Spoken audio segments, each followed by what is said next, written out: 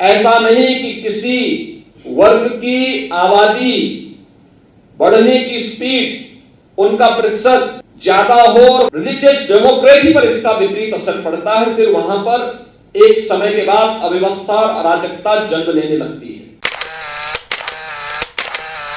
भारत 135 से 140 करोड़ की आबादी का देश बन रहा है। दुनिया के अंदर सबसे बड़ा जनसंख्या की दृष्टि से दूसरे नंबर पर है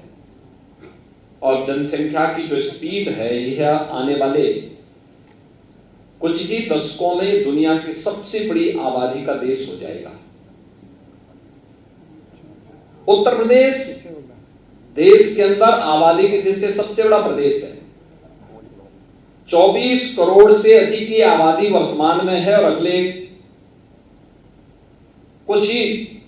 वर्षों के अंदर ये 25 करोड़ के आंकड़े को भी पार कर जाएगी। जनसंख्या अगर हमारे पास है और उसके पास पर्याप्त संसाधन है, स्टेट के पास या देश के पास पर्याप्त संसाधन है, वह स्वस्थ है, वहां पर उनके लिए हर प्रकार के संसाधन उपलब्ध हैं,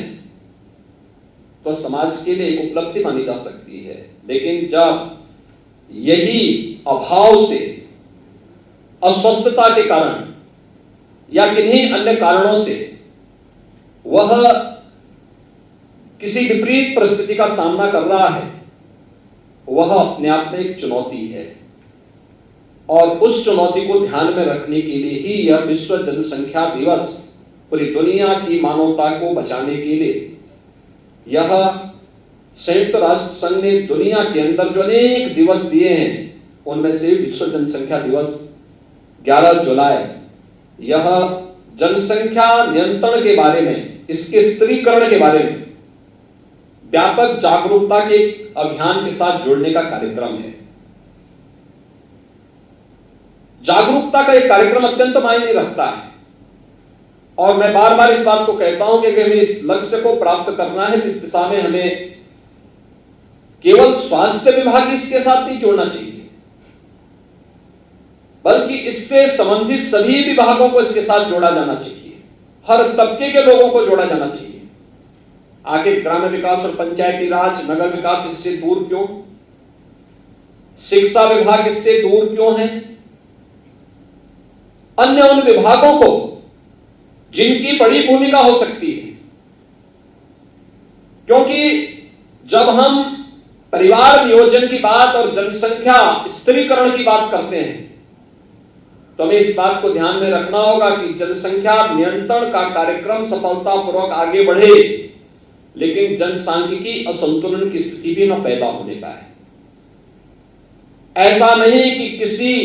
वर्ग की आबादी बढ़ने की स्पीड, उनका प्रतिशत ज्यादा हो और कुछ जो मूल निवासी हो, उन लोगों की आबादी के स्त्रीकरण में हम लोग जागरूकता के माध्यम से, इन्फोर्समेंट के माध्यम से उसको नियंत्रित करके जनसंख्या संतुलन की स्थिति पैदा करें। और यह एक चिंता का विषय है हर एक उस देश के लिए जहां पे जनसंख्या संतुलन की स्थिति पैदा होती है, जनसांख्यिकीय संतुलन की स्थिति पैदा होती है, रिलीजियस डेमोक्रेसी पर इसका विपरीत असर पड़ता है, फिर वहां पर एक समय के बाद अव्यवस्था और अराजकता जन्म लेने लगती है। और इसलिए जब हम लोग जनसंख्या स्त्रीकरण की बात करें तो समान रूप से समाज में प्रत्येक जाति, मत, मजहब, क्षेत्र, भाषा, इन सबसे ऊपर उठ करके समान रूप से जागरूकता के व्यापक कार्यक्रम को इसके साथ जोड़े जाने की आवश्यकता है।